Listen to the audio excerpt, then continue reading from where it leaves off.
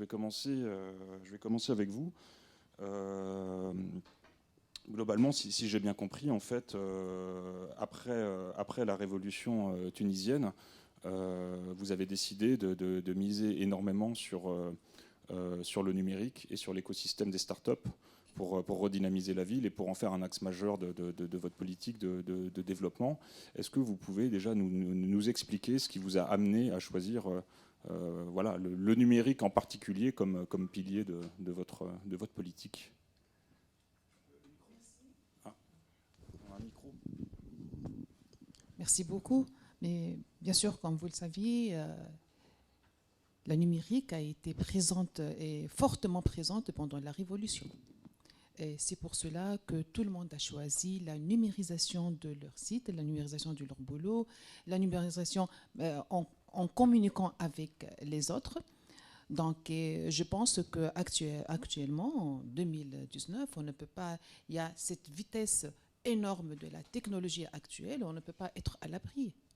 On ne peut qu'être membre et fondateur et participant principal aussi de cette technologie. Donc c'est pour cela que je pense qu'à travers les institutions, à travers les sociétés, cet outil de langage des jeunes dont j'ai parlé, je parle tout le temps de cet outil de communication entre les jeunes. D'ailleurs, pour nous, au sein de notre municipalité, même on discute même à distance avec les habitants de notre municipalité. Donc, on utilise ces outils pour pouvoir être très proche, être beaucoup plus à proximité, être aussi à niveau, parce qu'on ne peut pas parler, on ne peut plus jamais parler des papiers comme celui-là. Mais on tend à la diminution du papier, on tend à la numérisation de nos actions. Pour nous, aussi au sein de notre municipalité, avec le plan de Doing Business, actuellement, on tend vers le zéro papier pour avoir le permis de bâtir. Donc, c'est tout un processus. On vient de commencer. Déjà, nous avons des start-upers, nous avons des incubateurs des start-up au sein de notre municipalité. Et là, j'ai rencontré aussi des jeunes start-upers. Donc, je me sens qu'on peut travailler, on peut donner de plus. La Tunisie n'est pas seulement un laboratoire, mais peut-être une plateforme d'échange d'idées, d'échange d'expériences, une portail énorme pour l'Afrique. Donc, c'est pour cela que je dis très bien que notre emplacement, ce que nous avons comme relationnel actuellement, nous mène à penser énormément à avoir cette ville intelligente, résiliente, inclusive, verte. Donc, on donne l'espace à la nature de nos villes. Merci. Monsieur Kamel Benamara, vous avez une vision semblable pour votre ville ou pas? Bonsoir tout le monde. Comme l'a dit ma collègue Souad, la révolution en Tunisie a été faite par le numérique, le digital. Elle a été faite par le Facebook. Si vous le savez très bien, en 2011, c'est ce qui a fait tomber le régime de Ben Ali, mais ça ne s'arrêtait pas là. Il fallait continuer. Nous, par exemple, à la ville de Bizel, j'ai fait une toute petite expérience que j'ai commencé l'année dernière avec les consignes de OSER, de M. Roata, lorsqu'il était parmi nous l'année dernière à Tunis. Et bon, enfin, un tout petit peu, une petite application, c'est de mettre les engins de propreté, donc les machines, les bains tasseuses, tout ça, sous contrôle GPS avec une salle d'opération. Donc on connaît là où je suis dans le monde, il suffit que j'ai une connexion, donc je me mets sur mon mobile et je sais exactement où sont toutes les. Alors ça nous fait déjà gagner de l'argent extraordinaire sur le carburant par exemple. J'ai payé 25 000 dinars. On les a récupérés pratiquement en 2 mois. Sur la facture du diesel, tout ça. Donc ça, c'est l'une des applications. La deuxième chose que nous avons déjà commencé, c'est nous avons trouvé une administration qui travaillait encore avec des papiers, avec des feuilles, ainsi de suite. Donc avec l'agence tunisienne de l'Internet, nous avons eu une convention pour introduire le courrier électronique dans l'administration. Bon, ça, c'est pas génial, mais nous avons une deuxième phase, c'est ce qu'ils appellent le GEC, donc la gestion électronique du courrier. Et puis la GED, c'est la gestion électronique des documents. C'est-à-dire aller vers paperless administration. Donc ça, c'est des idées encore simples pour tout ce qui est digitalisation de nos mairies, parce qu'on ne peut plus continuer à travailler avec des administrations de l'ancien système. Donc les premières actions que nous avons commencé à faire, c'est premièrement donc avoir une administration et une gouvernance, disons, de nos établissements assez puissants pour pouvoir. La semaine dernière, nous avons signé aussi une convention avec PB Rating. Nous sommes la 3e ville en Tunisie qui a fait ça. C'est pour solidifier notre transparence et la solidité de notre finance à l'intérieur de l'administration.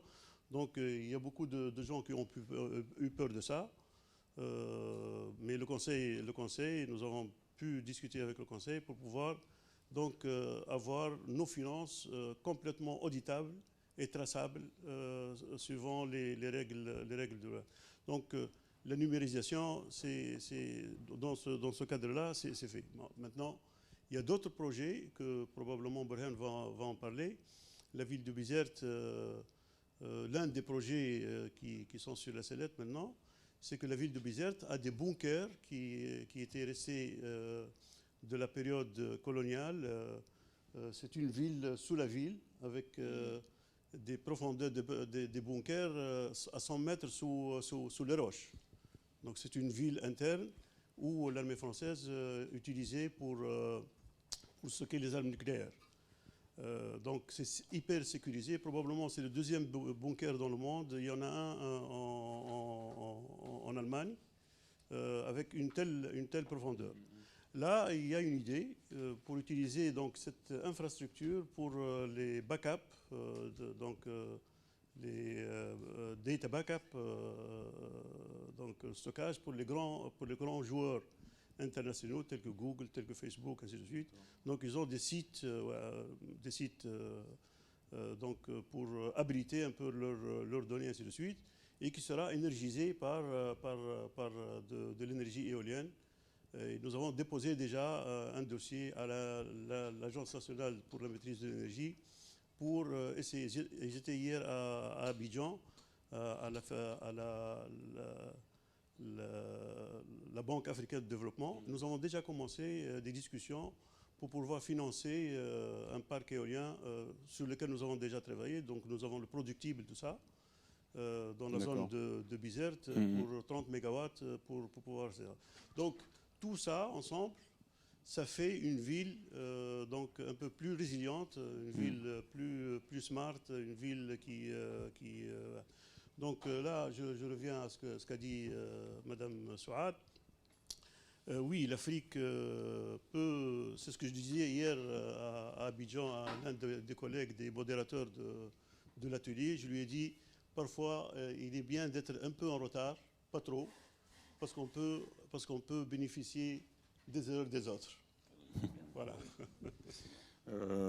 Samir Abdelkrim, je vous donne la parole tout de suite pour avoir un petit peu. On aimerait bien savoir comment se porte le développement des startups en Afrique. Et donc ma question, est-ce qu'on va voir de plus en plus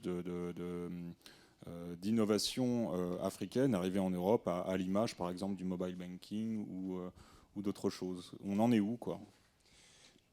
J'ai combien de temps? Vous avez 4 minutes. 4 minutes, d'accord. Oula.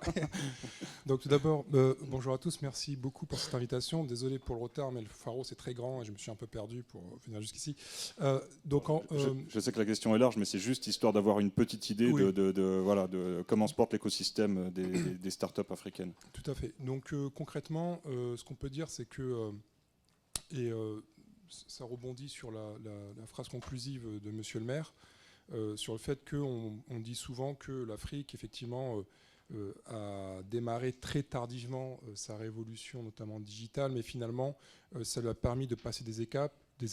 C'est cette notion qu'on connaît de saut de grenouille, le leapfrog, qui permet en fait de passer directement, par exemple, au téléphone mobile, sans passer par le téléphone filaire, de passer directement au mobile banking, tout simplement parce que quand 99,99% des populations ne sont pas bancarisées, sont exclues des circuits traditionnels de financement, d'accès au financement, et que tout repose sur le cash, et que dans des pays comme le Kenya au début des années 2000, quand on a du cash dans la poche, on peut se faire agresser à tout moment pour avoir ce cash, et qu'on n'a qu'une obsession, c'est de faire disparaître le cash. Ça donne des innovations de rupture organique où on va essayer justement d'utiliser de nouveaux outils comme l'apparition du téléphone mobile, l'apparition non pas du mobile banking, mais du airtime, de l'achat de milliers de communications pour faire disparaître l'argent, pour le convertir en temps de communication, pour l'envoyer, pour se faire du troc.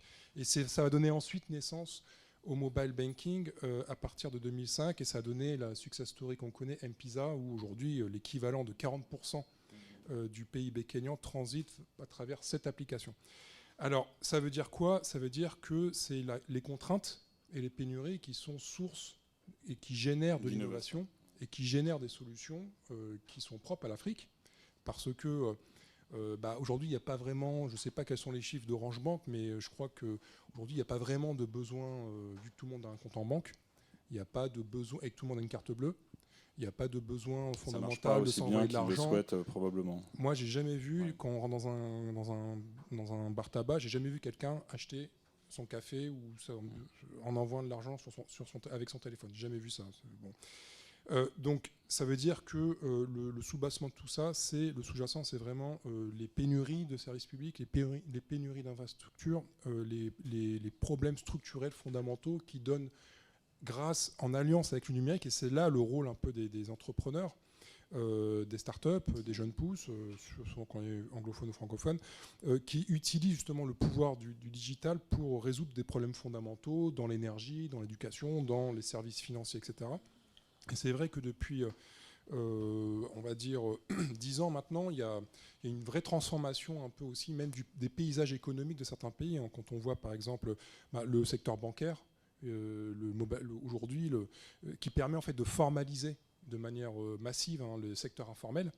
Le fait que, par exemple, il y ait des solutions dans le retail, dans la logistique, qui permet à des petites échoppes qui constituent en fait 90% de l'économie africaine, c'est des petits commerçants informels, au Nigeria, qui sont formés par des startups comme Trade Depot, des startups comme ça, qui font de grosses levées de fonds, 3, 4, 5 millions, avec des investisseurs européens, comme Partech, qui utilisent le digital pour tout simplement, donc sont formés, sont accompagnés, on les équipe, on leur donne une tablette et ils apprennent à avoir un inventaire et à prévoir les ruptures de stock, à avoir une petite caisse enregistreuse, à avoir de la comptabilité parfois pour la première fois, et du coup ça donne de l'information aux distributeurs, ça donne de l'information aux importateurs, et du coup ça met de la formalisation dans des secteurs qui étaient complètement informels et avec des imperfections économiques, des agents économiques qui ne se parlent pas.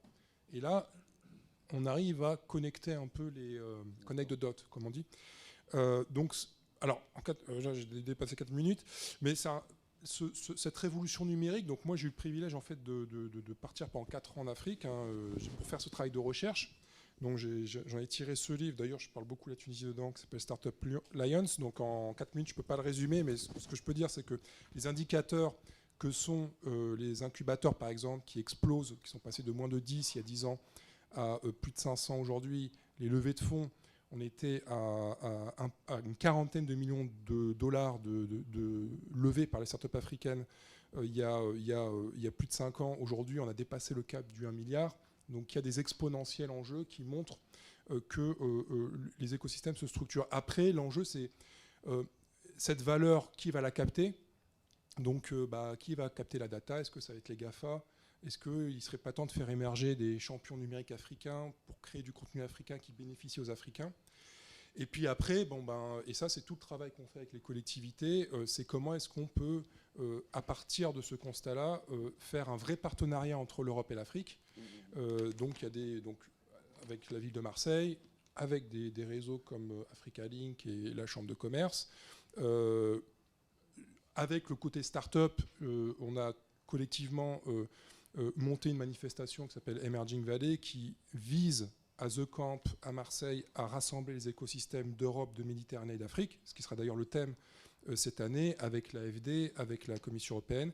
Et l'idée, je pense, c'est de questionner le sens du numérique, pas juste de dire il y a des startups, on sait qu'il y en a, mais de dire finalement quel service fondamental elles apportent aux populations les plus fragiles, et surtout quelle communauté de destin numérique on peut écrire entre l'Europe, la Méditerranée et l'Afrique, pour faire aussi contrepoids avec d'un côté les GAFA, et les champions numériques de Chine qui arrivent et qui ne sont pas non plus des philanthropes.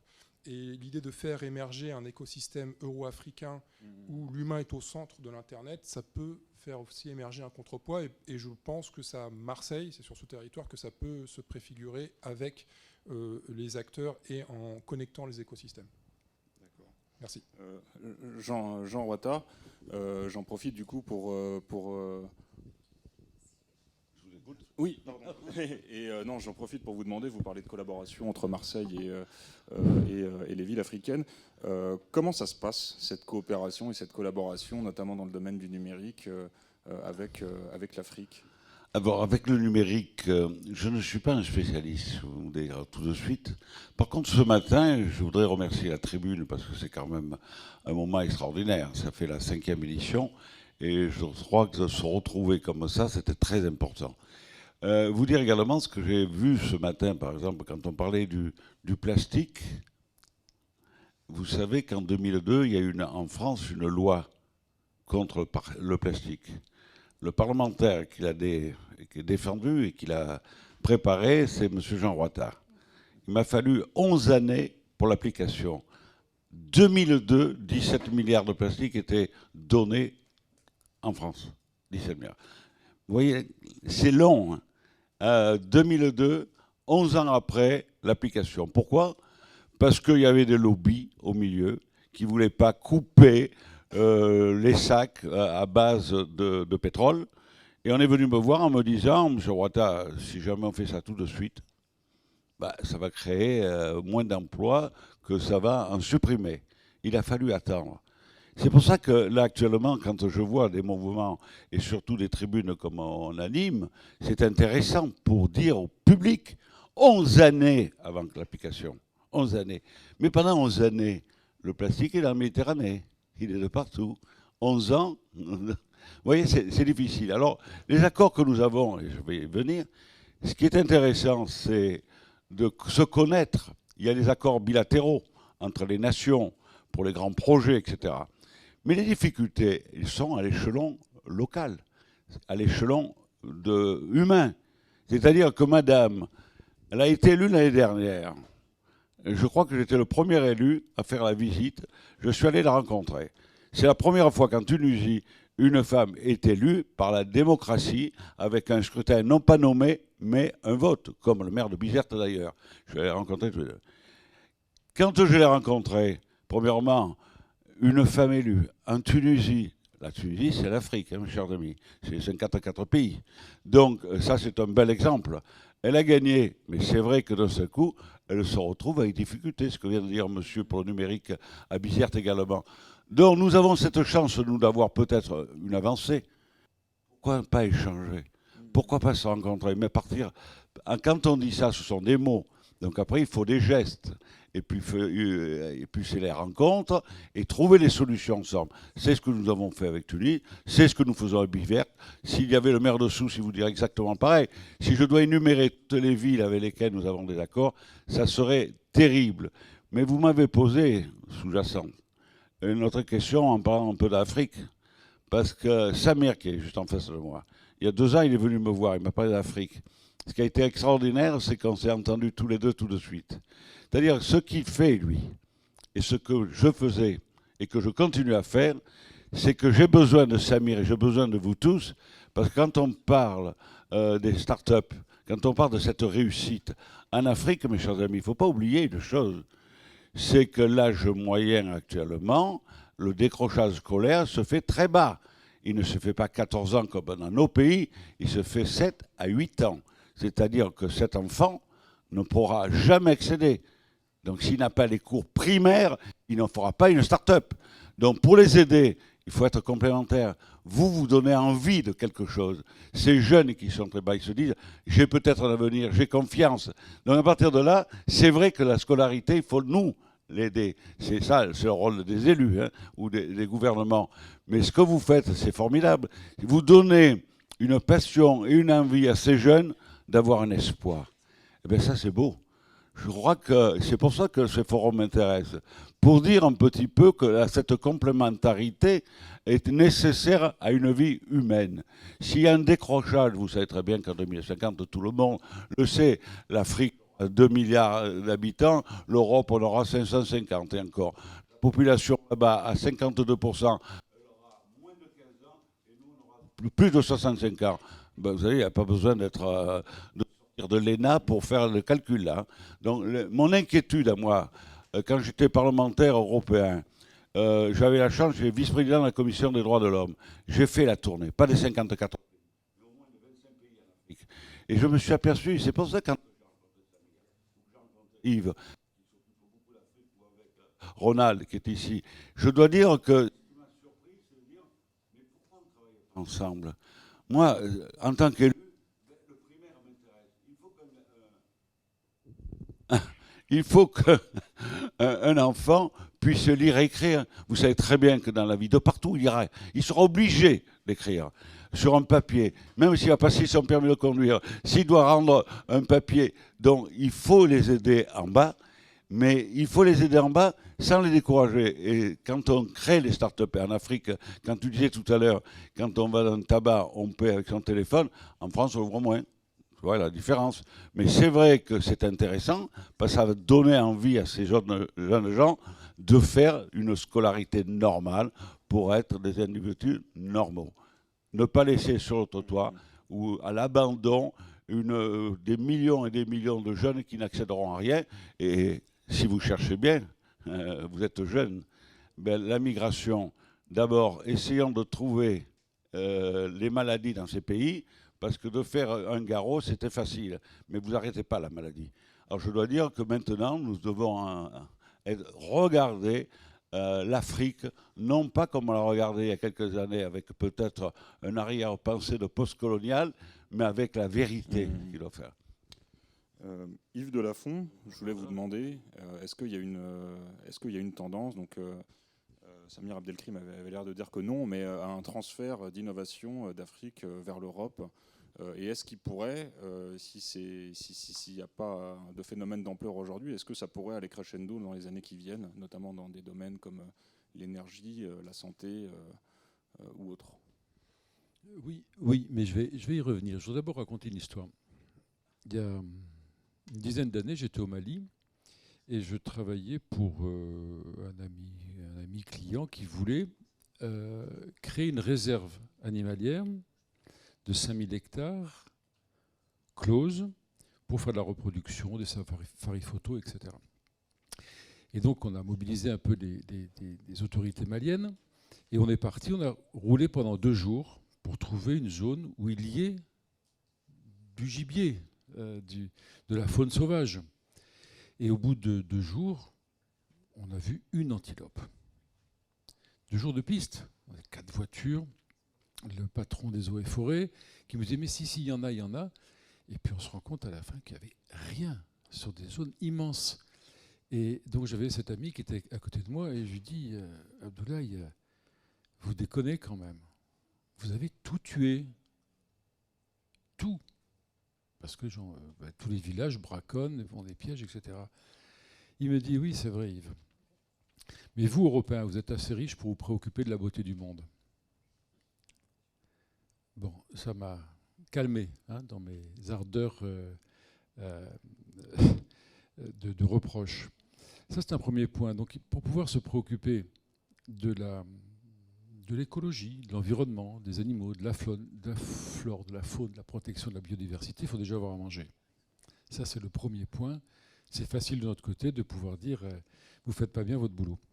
Le deuxième, il est d'actualité, c'est ce sommet ONU sur le climat, où les chefs d'État africains se sont exprimés largement sur ce sujet. Et on en ressort quoi comme image? C'est la double peine. C'est-à-dire que ce ne sont pas nous qui faisons la plus grosse pollution, nous, Africains, mais c'est nous qui en payons le prix le plus élevé en termes de dégâts environnementaux, et c'est nous qui avons le moins d'argent pour y remédier. Oui, ces deux choses-là doivent donner beaucoup de relativité à ça. Donc il y a un devoir de solidarité, de communauté, et de se dire qu'on ne peut pas juste leur dire faites comme nous, parce que nous on a déjà tout pollué, quoi. Alors après, pour revenir sur quelles sont les expérimentations qu'on peut trouver en Afrique sur l'environnement, protection de l'environnement, prise de conscience, eh bien il y en a beaucoup en fait. Il y en a beaucoup. Vous savez qu'il y a 54 États en Afrique, il y en a 34 qui ont interdit l'usage des sacs plastiques à usage unique. 34. Et c'est très compliqué. Alors tous ne l'appliquent pas facilement parce qu'il faut des lois, il faut de la punition aussi, il faut que ce soit coercitif. Mais des pays où on ne trouve plus un plastique, un mégot, un bouchon de bouteille, le Rwanda par exemple. Vous promenez au Rwanda, c'est absolument incroyable. Vous cherchez le mégot ou la capsule de coca. Vous ne trouvez pas. Le Rwanda est assez exemplaire dans beaucoup de domaines. Au Nigeria, il y a des communautés de femmes, j'en connais une de 300 femmes, qui récupèrent le plastique pour en faire des objets. Alors non seulement ils le récupèrent pour faire ces objets et gagner de l'argent, donc en plus c'est valorisant, mais en plus, les gens, sachant qu'ils l'utilisent pour faire quelque chose, le ramassent partout et le ramènent et le revendent. Sachet plastique à usage unique. Des pays comme le Green Legacy, qui applique une association, je ne sais pas exactement, l'Éthiopie qui annonce il y a quelques semaines ou mois avoir planté dans la même journée 350 millions d'arbres. Alors, petit coup de pub, parce que 350 millions d'arbres, même avec 108 millions d'habitants qui font ça toute la journée, ça paraît un peu compliqué. Mais même imaginez qu'ils aient planté 10 millions d'arbres. Le record était détenu, je crois, par la Chine, qui dans une journée avait mis 50 millions en une journée. Même ça, c'est prise de conscience qu'on voit partout. Plus grande centrale solaire d'Afrique, inaugurée récemment au Burkina Faso. Le Ghana qui dit en 2030, 30% de mon énergie est renouvelable. Le Djibouti qui dit 2030, 100% de mon énergie est renouvelable. Et beaucoup d'États vont dans cette direction-là, dans beaucoup de domaines. Après, il est vrai que tech et carbone zéro, c'est pas mal. On a quelques possibilités que Madame le maire ou Monsieur le maire ont évoquées. Déjà, d'éviter le papier, l'encre, le stockage, etc. C'est une bonne chose. Je pensais à une entreprise qui était venue se présenter à Emerging Valley, qui, je vous le rappelle, est 4 et 5 décembre prochain et que vous devez y aller, parce que c'est réellement... Samir a été bref dessus, mais c'est quand même, je crois, 150 start-upers africains de toute l'Afrique qui sont invités, qui vont rencontrer des financeurs, des partenaires, des homologues et présenter leurs produits. Il y a des choses remarquables. Et je me souviens l'année dernière d'un garçon qui est-ce qu'il est marocain ou je ne sais plus, le MedTruck marocain, et qui a mis en place une application qui gère un bus médical qui va aller se promener dans la campagne pour pouvoir répondre aux besoins identifiés par cette application. Et ce qui est très intéressant, c'est qu'il était en négociation il y a quelques mois, alors je ne sais pas où ça en est, avec la région Languedoc-Roussillon ici, qui ont un petit problème aussi de désertification médicale. Et ce qui est intéressant, c'est que ça se passe sur place parce que les exemples que je vais donner, et qui sont très intéressants, qui sont assez enthousiasmants, on en trouve à peu près partout, hein, mais que ces innovations peuvent être applicables ici. Alors, je vais conclure pour l'instant, mais après je suis à votre disposition bien sûr, avec un point qui est intéressant, le prochain sommet Afrique-France. Vous savez que tous les ans, il y a un sommet qui réunit les pays africains et la France. Ça fait 28 ou 29 ans que ça dure, ou 28 ans, puisque c'est le 28e. Et cette année, ce forum se double d'une participation du secteur privé, de l'entreprise. Ça se passera à Bordeaux, hein, en juin prochain. Et il va y avoir une exposition d'entreprise sur le thème « Ville durable pour changer la vie ». Et en fait, c'est « Ville durable et territoire durable ». Et donc vont se réunir sur l'espace, sur différents espaces à Bordeaux, le sommet des chefs d'État, une grande manifestation, exposition, stand, conférences, ateliers, présentations, démonstrations sur ces thèmes-là, et qu'il y a 1000 start-up africaines qui sont invitées par le gouvernement français, donc les dépenses sont prises en charge, pour venir présenter des innovations dans le domaine de la cité et du territoire durable. Voilà. Merci. Frédéric Bonal, vous me disiez quand on préparait cet atelier qu'aujourd'hui on a davantage deux écosystèmes, l'écosystème africain d'un côté puis l'écosystème européen qui finalement se regardent un petit peu dans le domaine du numérique, mais où il n'y a pas encore voilà, il n'y a pas encore énormément d'échanges finalement entre les deux. Alors, je reprends encore une fois ce que disait Samir Abdelkrim tout à l'heure, c'est qu'il y a des particularités locales qui font qu'on développe certaines innovations et puis qui restent sur place. Mais néanmoins, vous me disiez qu'il y a des possibilités d'échanges fructueuses. Est-ce que vous pouvez nous en dire un petit peu plus là-dessus ? Je vais reprendre un peu ce qui a été dit, mais je vais vous faire part, en fait, je vais vous livrer quelles sont nos réflexions et la vision un peu plus prospective, un peu plus stratégique que nous avons. Alors, quand je dis nous avons, c'est la vision de notre territoire. Alors, c'est une vision qui est largement partagée par, évidemment, la Chambre de commerce et ses entrepreneurs. Africa Link est présent, mais aussi la ville de Marseille, la métropole qui nous suit. Voilà. On a une vision qui, aujourd'hui, est très collective et très partagée. Ça va permettre de peut-être de mettre en perspective tout ce qui vient d'être dit. On a effectivement aujourd'hui deux écosystèmes et il faut être assez, je dirais qu'il faut sortir des clichés et des fantasmes. On a deux écosystèmes d'innovation extrêmement dynamiques, que ce soit en Europe ou que ce soit en Afrique. Aucun des deux n'a d'avantage sur l'autre, simplement, ils n'ont pas les mêmes origines. On a une innovation en Afrique qui est une innovation frugale, qui est une innovation qui vient de la nécessité, qui vient du besoin. On a une innovation en Europe qui est un peu plus technologique, mais qui est simplement liée au fait qu'on est à d'autres stades de notre développement et qu'on a d'autres natures de besoins. Donc on a deux écosystèmes qui aujourd'hui sont extrêmement dynamiques, portés d'ailleurs par un phénomène qui fait que la tech est très à la mode, que la start-up est à la mode, et tout ça tant mieux, puisque finalement ça encourage ces écosystèmes. On va avoir maintenant deux enjeux. Le premier, c'est comment est-ce qu'on va faire pour que ces deux écosystèmes travaillent ensemble. Il ne s'agit pas d'importer de l'innovation africaine pour la mettre en Europe. Bon, ça a un intérêt, mais il ne s'agit pas non plus d'importer de l'innovation européenne pour la mettre en Afrique. Je pense qu'il faudrait plutôt se confronter sur les grands sujets. Prenons un exemple simple. On a en Europe et en Afrique le sujet urbain, de la métropolisation de nos territoires. Alors c'est un sujet important pour la France. On parlait de désertification tout à l'heure. C'est bien le résultat de cette métropolisation. C'est 80% aujourd'hui de l'activité économique qui se tient, qui a sa place dans les grandes métropoles européennes. Et puis on a le même phénomène en Afrique. On a des deux côtés de la Méditerranée des jeunes, et des moins jeunes d'ailleurs, il y a de l'innovation, ce n'est pas uniquement réservé aux jeunes, on a des innovations sur le sujet de la ville. Comment est-ce que dans cette ville, dans cette métropole galopante, souvent inorganisée, comment est-ce qu'on va se déplacer, comment est-ce qu'on va se nourrir, comment on va y travailler, comment on va se chauffer, comment on va traiter nos déchets, comment on va connecter cette ville. On a des problématiques qui finalement sont les mêmes. Des deux côtés, on a certainement chez nos innovateurs des visions un peu différentes de la ville, mais qui se retrouvent. Je pense que ça, c'est typiquement des sujets sur lesquels on pourrait travailler avec nos deux systèmes d'innovation. C'est l'objectif d'Emerging Valley. C'est l'objectif que nous avons sur ce territoire, que cette rencontre entre nos deux systèmes se fasse à Marseille plutôt qu'ailleurs. Et c'est en faisant se rencontrer les gens qu'on peut peut-être avoir cette mise en commun.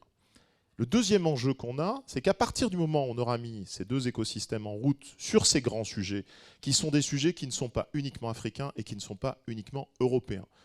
La désertification française avec le problème, par exemple, de la santé, quand vous avez plusieurs dizaines de médecins au mètre carré à Marseille et que vous en avez un tous les 10 km ou 15 km² dans certaines zones françaises, on a les mêmes problèmes qu'en Afrique d'une certaine façon.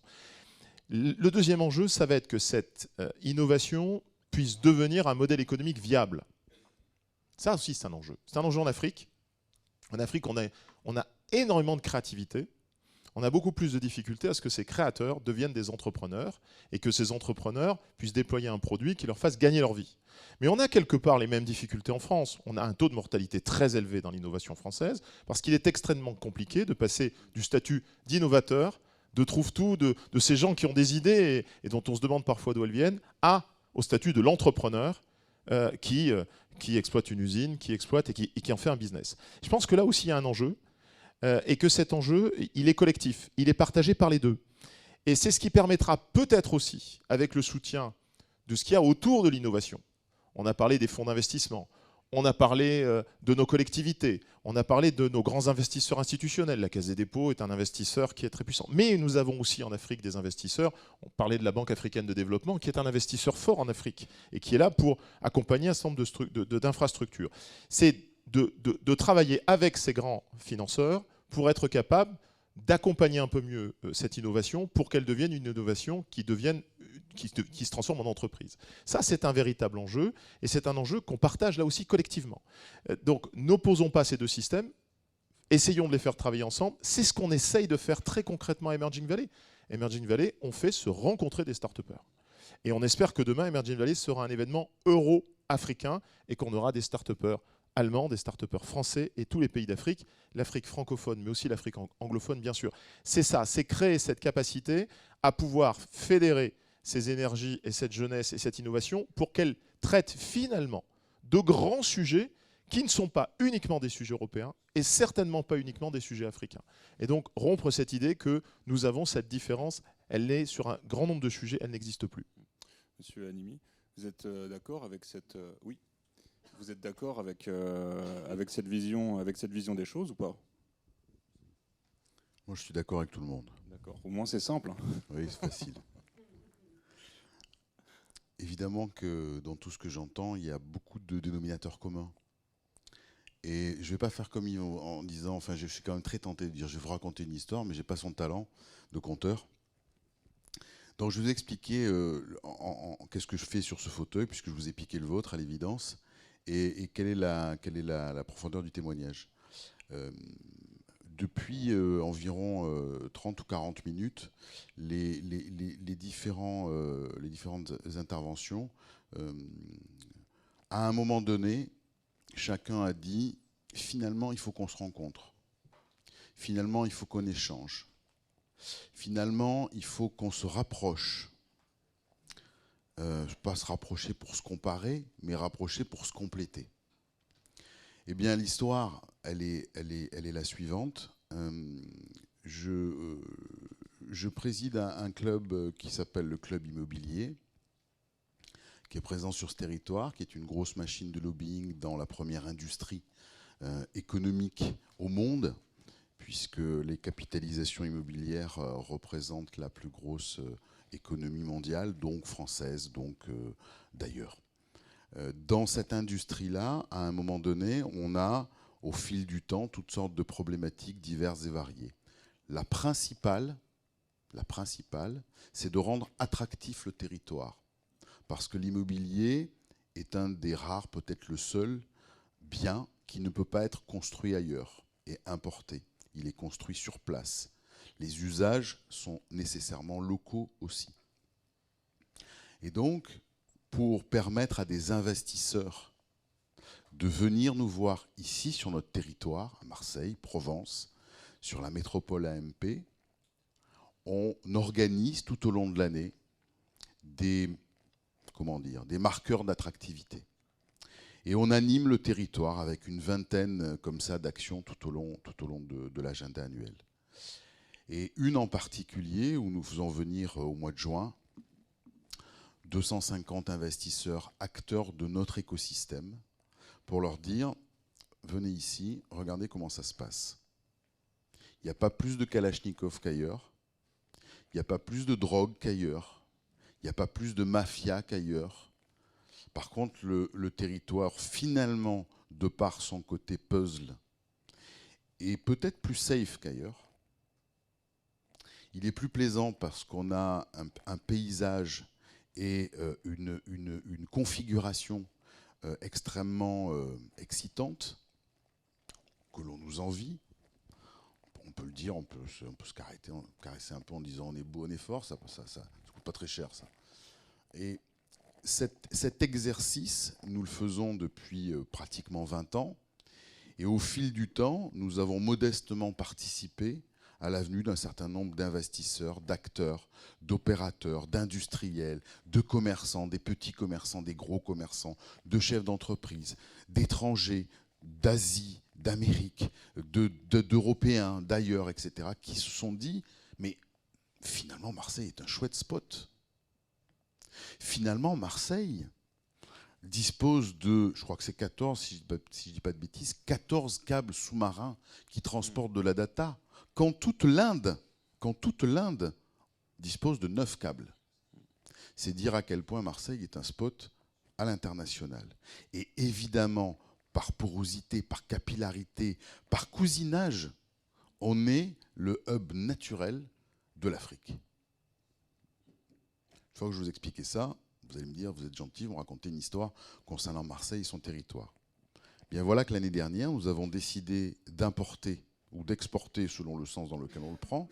En tout cas, le concept de cette journée où nous recevons, nous accueillons des investisseurs, des acteurs d'un écosystème pour lever les freins, pour leur permettre de prendre la mesure de qu'est-ce qu'est ce territoire, comment il fonctionne et pourquoi il est intéressant de venir y travailler ou y investir. Nous avons décidé de faire la même chose en Afrique de l'Ouest. Nous travaillons, nous sommes un petit groupe de camarades de ce club. Ça fait 3-4 ans qu'on travaille sur notamment le Sénégal, le Cameroun et la Côte d'Ivoire. On a considéré que les degrés de maturité de ces pays sont assez disparates. On a considéré que le Cameroun était en manque de maturité. On a considéré que la Côte d'Ivoire, on n'avait peut-être pas de valeur ajoutée très importante, en tout cas de manière immédiate.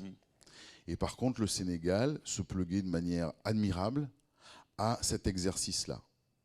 Et donc, de manière très concrète, on arrive maintenant à la fin, nous amenons en février prochain, avec l'accompagnement d'Africa Link, le soutien de la Chambre de commerce également, bien entendu, et puis de toutes sortes d'autres institutions, nous amenons 200 acteurs, investisseurs de cet écosystème. Nous allons les faire rencontrer avec environ 200 acteurs sénégalais pour qu'ils puissent se parler, tout ce qui se dit depuis tout à l'heure, pour qu'ils puissent échanger les bonnes pratiques, pour qu'ils puissent se comprendre mutuellement et s'apporter mutuellement. Il se trouve que, si on réfléchit bien, quand nous avons un souci de confort d'été, par exemple, dans tous les bâtiments, et n'oublions pas que nous passons nos vies dans des bâtiments, l'objet immobilier balise notre vie de la naissance, parce que nos mamans ont rarement accouché dans des voitures, jusqu'à notre mort, parce que on finit dans un petit objet immobilier. C'est joliment dit. Oui, petit. Donc tous ces événements-là, au fur et à mesure, nous partageons plein de dénominateurs communs. Quand il fait 35 degrés à Marseille, ça dure 2 mois ici. Mais à Dakar, il ne fait pas 52, ni 12. Il fait aussi 33, 35, 38. La seule différence, c'est que ça dure pratiquement toute l'année au lieu de durer 2 mois. Néanmoins, cette problématique de confort d'été, nous la partageons. La problématique de la gestion des déchets, nous la partageons. La ville durable, qu'elle soit à Bizerte, entre les mains de M. Dawadi, que je salue, et où qu'elle soit ici ou qu'elle soit à Dakar, c'est exactement les mêmes sujets. Donc voilà, nous organisons une opération que nous avons labellisée, enfin nous avons nommée Dakar 2020. Et cette opération, c'est d'amener 200 acteurs de l'industrie française, de cet écosystème industrie immobilière, dans un territoire voisin, cousin, afin de lever les freins, de permettre à des gens qui vont voyager probablement en grande partie pour la première fois en Afrique et qui se disent mais c'est quoi un Africain, comment ça marche, c'est quoi les codes, c'est quoi les règles, quelles sont leurs modalités en matière de règlement d'urbanisme. Ils construisent avec de la brique, avec du béton comme chez nous, ils mettent de la ferraille, ils n'en mettent pas. Bon, je pourrais continuer comme ça longtemps, ça n'a guère d'intérêt, mais l'idée est vraiment de pouvoir faire un rapprochement des mondes, de raccourcir les distances, et finalement aller en Afrique aujourd'hui, mais on met 5h30 pour aller à Dakar au départ de Marseille. En 1900, je vous laisse donner vous-même la réponse de combien on mettait pour aller à Stockholm ou ne serait-ce qu'à Londres. Donc en réalité, c'est plus près aujourd'hui d'aller en Afrique de l'Ouest qu'il y a 80 ans d'aller quelque part en Europe. Merci. Alors malheureusement, comme le temps nous est compté, ça va être compliqué de refaire un tour. Et j'aimerais du coup, en fait, immédiatement donner la parole au public. Donc si vous avez des questions, c'est le moment.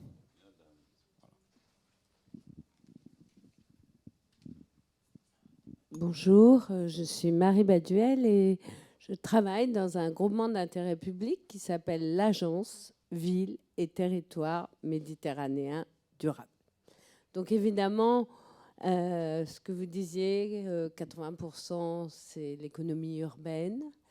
Votre configuration qui représente l'écosystème de cette économie urbaine, les politiques, parce que le développement des villes et des territoires, c'est déjà des projets politiques, des spécialistes de l'aménagement, des acteurs des solutions. Ça, c'est un travail que nous faisons quotidiennement, la VITEM. Et je dirais, on le fait à des échelles qui sont des échelles internationales, Nord, Sud, Méditerranée et Afrique maintenant, parce que là, il y a des problématiques qui sont des problématiques communes.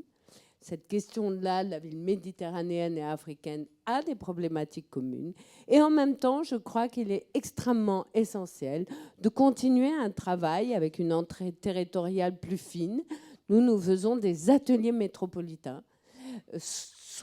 Chaque année, 60 acteurs du pourtour méditerranéen, parce qu'on a tous des compétences à faire valoir, se retrouvent dans des métropoles pour comprendre ces systèmes d'action métropolitains, pour comprendre ces enjeux et pour trouver des solutions locales. Donc, cette réflexion pour d'abord présenter la VITEM et puis pour dire juste en perspective, aujourd'hui, à partir de toute cette connaissance et ces expériences qu'on a accumulées, il nous semble que le lien avec les entreprises comme vous est encore à construire entre ces écosystèmes territoriaux et le système des entreprises. Et bien, on se rencontre juste après.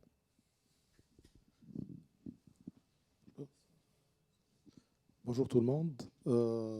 Aujourd'hui, je vais vous parler je vais réagir à travers une expérience qu'on est en train de vivre.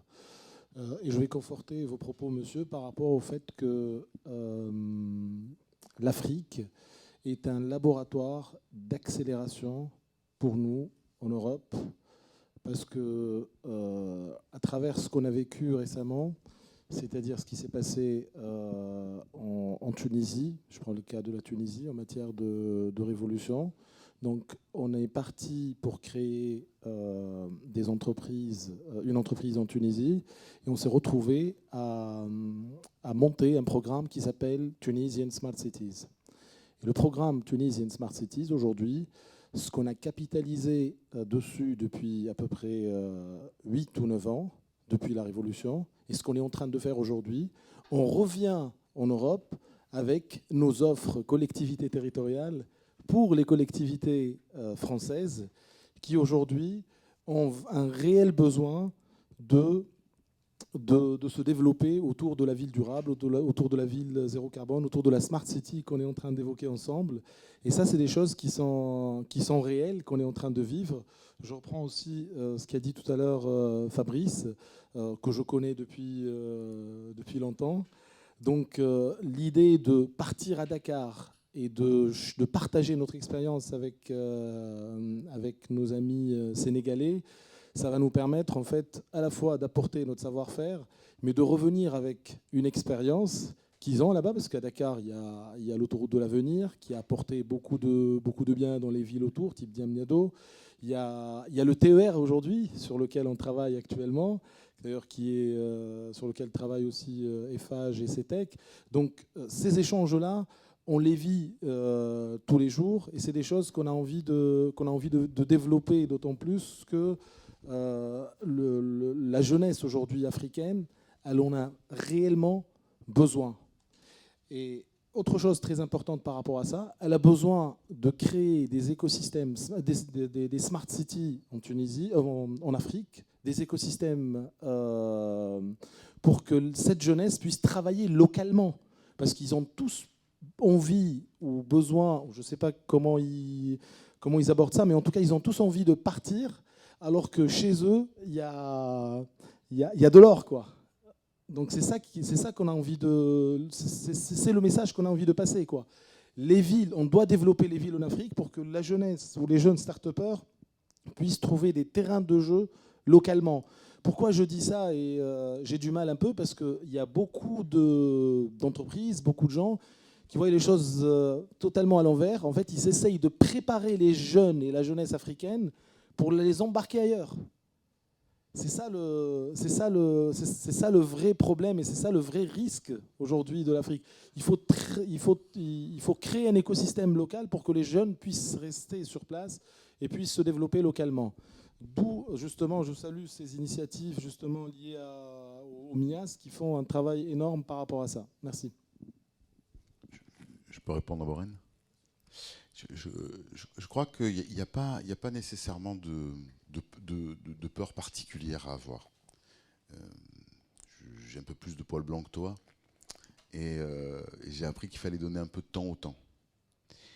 Et les différents voyages qu'on a fait en Afrique m'ont permis de mesurer que finalement, souvent, d'abord c'est pour les études que les jeunes s'en vont, en tout cas une partie, et quand ils ont terminé leurs études, ils restent souvent travailler dans une ou plusieurs entreprises dans le pays dans lequel ils ont fait leur cursus. Mais à un moment donné, 3 ans, pas souvent, mais 5, 8, 10 ans, reviennent. Ils ont capitalisé du réseau à l'international, ils ont capitalisé de la compétence et ils veulent, leur famille, leur chez moi, c'est chez moi. Ton chez toi, c'est chez toi. Même si tu es un habitant du monde ou que tu te considères, je sais qu'on partage ce genre de valeurs tous les deux, à un moment donné, il y a ta culture, il y a ce que tu aimes manger, il y a comment ta mère t'a préparé ceci ou cela, etc. etc. Et il y a un espèce de phénomène de retour pour apporter et finalement faire grandir de là d'où je viens. Et ce phénomène-là, je l'ai rencontré aussi bien au Sénégal, au Cameroun, en Côte d'Ivoire, etc. Donc, tu as raison, sur l'instant T, on peut être contrarié, mais sur du moyen terme, à mon avis, je pense que c'est pas un vrai sujet. Et je te remercie, donc point à la ligne, je saute une ligne. Je te remercie d'avoir précisé qu'effectivement, ce voyage s'inscrit dans la réciprocité économique et pas dans un Roland de colonialisme 2020. Évidemment, évidemment. Tu l'as dit tout à l'heure, le gap qui fait que les start-upers africains sont passés de pas grand-chose aux 3 points ou aux 4.0, etc., etc., l'Europe est larguée. Et donc, il y a bien des apports mutuels qui doivent se faire entre les deux territoires, les deux zones géographiques. C'est une belle manière de terminer. Je vous remercie beaucoup à tous. Merci.